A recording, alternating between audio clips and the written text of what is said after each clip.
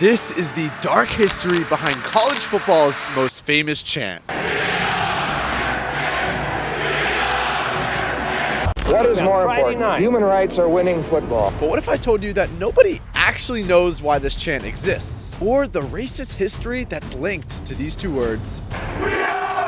Before Jackie Robinson ever even stepped on a Major League Baseball field, segregation in college football was already creating breakthroughs in racism 1 year before. Let's rewind back to the 1940s. America was pretty badly segregated, and Fortnite not existent.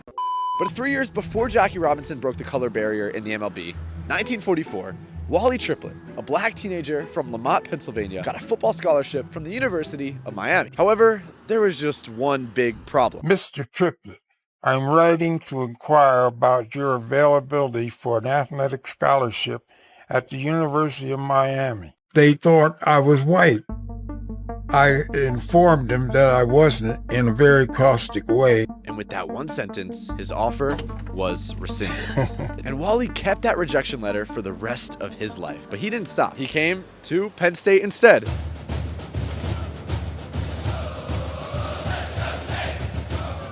And he became the university's first ever black starting football player. But does anyone at Penn State even know who this guy is? Are you a Penn State student? I am. Do you know who Wally Triplett is?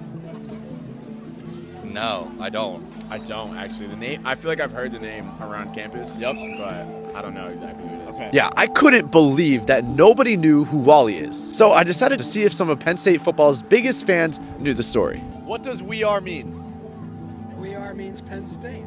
We are Penn State. We are Penn State. We are Penn State. We are Penn State. We are Penn State. Wait, can I just keep going and you guys are like programmed to say it back? I guess. What that mean? It means We are Penn State. We are Penn State. But like what does but like why we are, not like all of us Penn State. Oh, like why we are.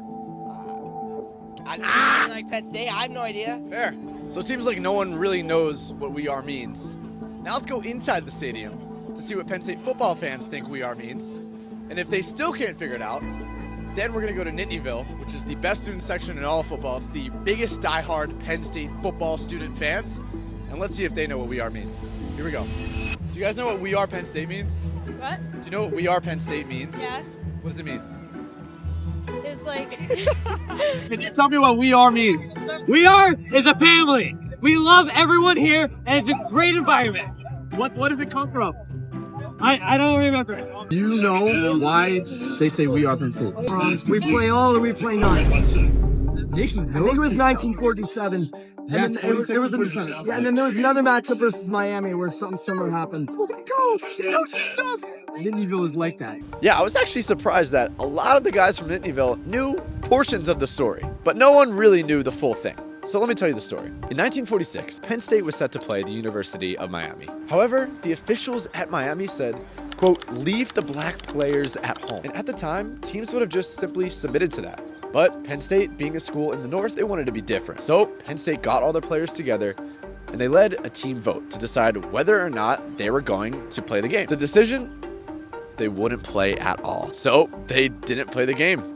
And that was that. 1 year later, history threatened to repeat itself. Penn State was invited to the Cotton Bowl down in Dallas, Texas, which was obviously still segregated in the 40s. And again, the Cotton Bowl officials suggested, quote unquote, that Penn State leave Wally Triplett back at home so that the rest of the team could come down and play the game. And that's when Penn State captain Steve Soley said the words that would become legend and enshrined forever. "We are Penn State. There will be no meetings." And guess what? It worked. Wally Triplett and Denny Hogard became the first two black players to ever play in the Cotton Bowl. Wally scored the final touchdown of the game. Oh, absolute cinema.